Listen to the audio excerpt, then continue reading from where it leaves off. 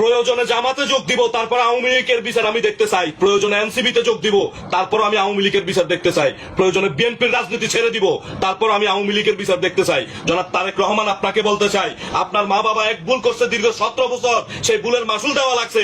আপনি যদি এখন আরেক ভুল করেন, তাহলে আগামী 40 বছর সেই ভুলের মাসুল আপনাকে এবং আমাদের সকল জাতিকে দিতে হবে। এই mother of mafia agent of lady ফেরাউন শেখ হাসিনাকে দিল্লি থেকে এনে বিচারের আওতায় নিয়ে আসেন এবং তার অন্যান্য যে সমস্ত নেতাগুলো দেশ ছাড়ায় পালাইছে তাদেরকে দেশে নিয়ে আসার ব্যবস্থা করেন এবং দেশের ভিতরে গাপটি মেয়েরা যেখানে পলাতক রয়েছে ওই সমস্ত কুত্তা লীগের কুত্তার বাচ্চাগুলোকে টেনে গর্ত থেকে বের করে তারপরে বিচারের কাস্টডিতে দাঁড় করান। তা না হলে আপনার উপরে মানুষের আস্থা চলে যাবে।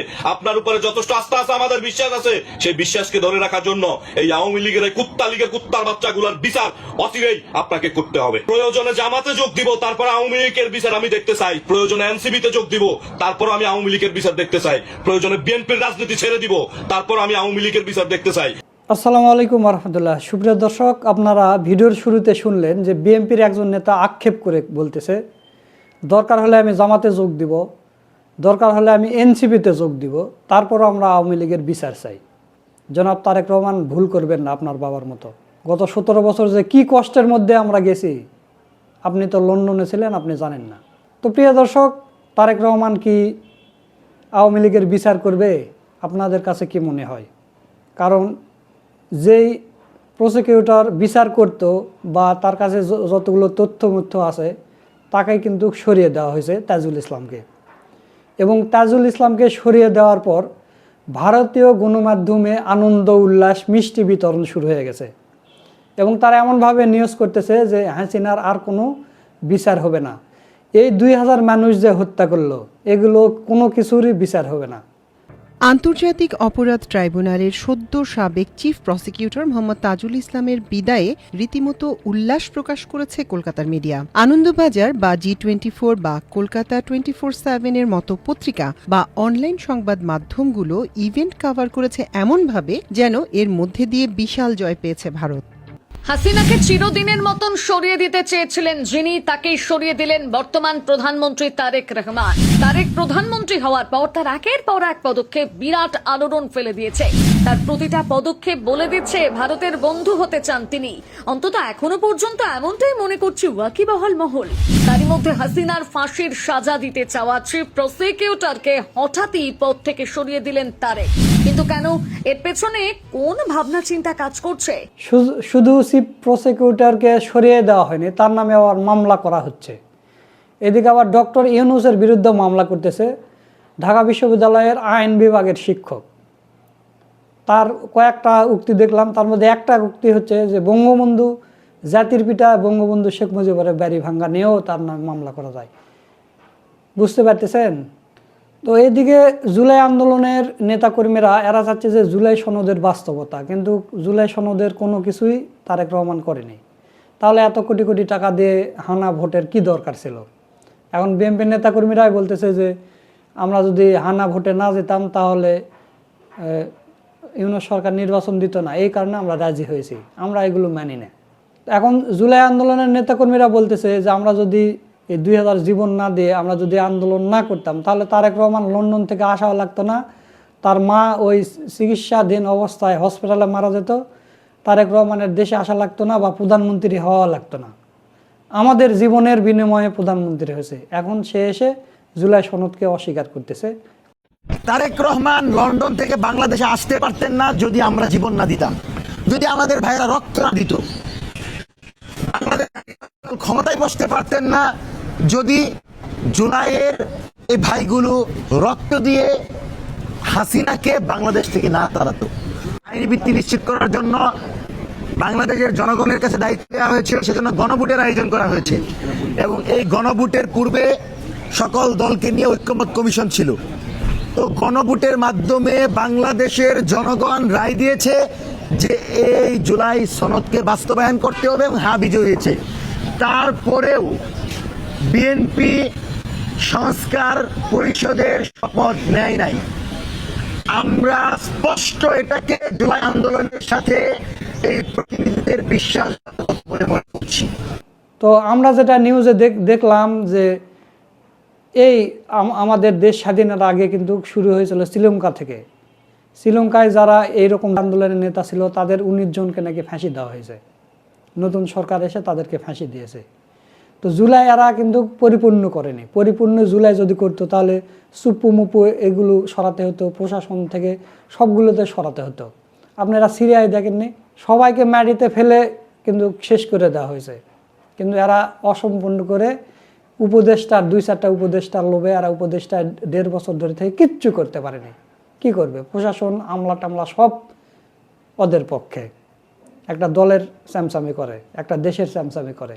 সেটা আপনারা বুঝতে পারবেন যে এই নির্বাচন যে কীভাবে ইঞ্জিনিয়ারিং হয়েছে। আগে মিডিয়া হাইপ তুলেছে, এরপরে ধীরে ধীরে প্রশাসন সেই কাজ করেছে। দেখেন, আপনাদের একটা নাটক দেখায়, গত কালকের নাটক। এই নাটকটা দেখলে আপনারা বুঝে যাবেন যে এইভাবেই এবারের নির্বাচনও ইঞ্জিনিয়ারিং হয়েছে। নাটকটা কীরকম আপনারা দেখেছেন যে গত 2 দিন ডিসি মাসুদ সে জুলাই আন্দোলনের নেতাকর্মীদেরকে মেরেছে, এরপর সাংবাদিকদের পিটাইছে। তো এখন ছাত্ররা শাহবাগ থানা ঘেরাও করেছে যে ডিসি মাসুদের আমরা পদত্যাগ চাই। কালকের হামলায় অংশগ্রহণকারী পুলিশ সবাইকে, ডিসি মাসুদ সহ সবাইকে শাস্তির আওতায় আনতে হবে। এই শাহবাগ থানার পুলিশ ডিসি মাসুদের নেতৃত্বে বর্বরচিত ভাবে যে যাকে যেভাবে পেয়েছে তাকে কোনো প্রকার কোনো প্রপার এভিডেন্স ছাড়া, কোনো প্রপার রাইট ছাড়া তাদেরকে হেনস্থা করেছে। আপনারা ইতিমধ্যে জানেন, সাংবাদিক ভাইয়েরা বিশেষ করে, যে আপনাদের অনেক সহকর্মীরাও এই ঘটনায় ভুক্তভোগী হয়েছেন এবং অনেকে এখন হাসপাতালে ভর্তিও রয়েছেন। তো এখন ডিসি মাসুদের পদত্যাগ চাচ্ছে। ডিসি মাসুদকে এখন হিরো বানানোর জন্য একটা নাটক সাজানো হলো। কি নাটক? সচিবালয়ে একটা কর্মচারী সে প্রধানমন্ত্রীর প্রোটোকল ভেঙে তার অফিসে ঢুকে গেছে, তারেক রহমানের অফিসে ঢুকে গিয়ে বলতেছে যে আমার ছেলেকে কিডন্যাপ করা হয়েছে, আমার ছেলেকে উদ্ধার করে দেন। তখন তারেক রহমান আইজিবি, র্যাব বা অন্যান্য সেনাবাহিনী কাউকে ফোন না করে সরাসরি ফোন দিল ডিসি মাসুদকে। কারণ ডিসি মাসুদের পদত্যাগ চাচ্ছে ছেলেরা, ডিসি মাসুদকে তো হিরো বানাতে হবে। ডিসি মাসুদকে ফোন দিল। ডিসি মাসুদ 1 ঘন্টার মধ্যে এই জ্যামের শহরে সে ওই শাহবাগ থেকে খিলগাঁও থেকে যে ওই ছেলেকে উদ্ধার করে নিয়ে আসলো। কারা কিডন্যাপ করলো, কে কী করলো, এগুলো নিয়ে কোনো নিউজ নেই। মিডিয়া এটা নিয়ে হাইপ তুললো। আপনারা স্ক্রিনে দেখেন, প্রধানমন্ত্রীর হস্তক্ষেপে অপহরণের 1 ঘন্টার মধ্যে স্কুল ছাত্র উদ্ধার, সচিবালয় কর্মচারীর ছেলেকে অপহরণ, প্রধানমন্ত্রীর ফোনে উদ্ধার। প্রধানমন্ত্রীর হস্তক্ষেপে অপহরণের 1 ঘন্টার মধ্যে উদ্ধার স্কুল শিক্ষার্থী আফফান। তো এখন এই বৈষম্য বিরোধী ছাত্র আন্দোলনের নেতাকর্মীরা কয়েকটা প্রশ্ন তুলেছে। আপনারা স্ক্রিনে দেখেন যে ওনারা ফেসবুকে পোস্ট করতেছে যে অবিশ্বাস্য উদ্ধার অভিযানে সফল ডিসি মাসুদ। 1 নম্বর, কিডন্যাপ হয় সচিবালয়ের কর্মচারীর সন্তান। 2 নম্বর, কর্মচারী প্রধানমন্ত্রীকে সচিবালয়ে পেয়ে যান। 3 নম্বর, প্রধানমন্ত্রীর প্রোটোকল ভেঙে তাকে ঘটনা বলেন। 4 নম্বর, প্রধানমন্ত্রী সরাসরি ডিসি মাসুদকে ফোন লাগান। 5 নম্বর, রমনা জোনের মাসুদ খিলগাঁও থেকে 1 ঘন্টার মাঝে কর্মচারীর সন্তানকে উদ্ধার করে। তাহলে রমনা জোনের মাসুদ খিলগাঁও চলে যায়। মানে আপনি তো জানেন যে ঢাকা শহরে কি পরিমাণ জ্যাম। আমি ঢাকা শহরে থেকে আমি জানি এত পরিমাণ জ্যাম। 5 কিলোমিটার 6 কিলোমিটার রাস্তা যেতে 1 ঘন্টা 1.5 ঘন্টা লাগে। অনেক সময় দেখা যাচ্ছে যে 10 মিনিটেও যাওয়া যায়, কিন্তু দিনের বেলা এটা অসম্ভব, বা অফিস টাইমে এটা অসম্ভব। 1 ঘন্টা লাগবেই আপনার 5 কিলোমিটার 6 কিলোমিটার যেতে। সেখানে 1 ঘন্টার মধ্যে রমনা জোন থেকে খিলগাঁও থেকে এসে ওই ছেলেকে উদ্ধার করেছে ডিসি মাসুদ, উদ্ধার করে হিরো বনে গেছে। 6 নম্বর, কোনো কিডন্যাপকারী গ্রেপ্তার হয়নি, তারা পুলিশের উপস্থিতি বুঝে পালিয়ে যেতে সক্ষম হয়। তো দর্শক, এই হলো ঘটনা। একদিকে মিডিয়া হাইপ তোলে, 1 ঘন্টার মধ্যে মানে নাটক সাজানো শেষ। ডিসি মাসুদকে সরানো যাবে না। 1 ঘন্টার মধ্যে নাটক সাজিয়ে মানে অপহরণ হয়েছে, 1 ঘন্টার মধ্যে উদ্ধারও হয়ে গেছে।